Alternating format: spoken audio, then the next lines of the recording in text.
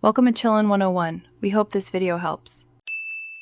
In this video, I will show how to make calculator in Thunkable. Open Thunkable, create a new project, and add a screen with a label for results and buttons for numbers and operators. Arrange buttons in a grid to match calculator layout.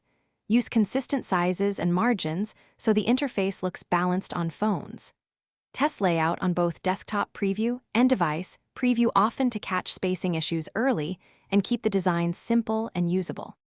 Start by arranging buttons in a tidy grid so users can tap numbers easily and without mistakes. Make the result label large with right alignment and a readable font size for quick scanning. Color operation buttons differently to reduce input errors and improve usability. Add padding and consistent spacing to avoid cramped taps.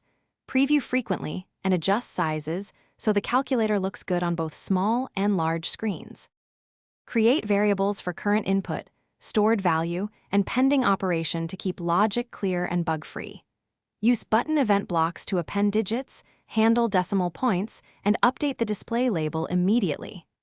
Implement arithmetic actions that parse numbers, perform calculation, then set results back to the display. Add clear and backspace functions, and validate decimal usage, so inputs remain valid, and the app gives expected results during testing and real use. Thanks for watching. Consider subscribing if we helped you.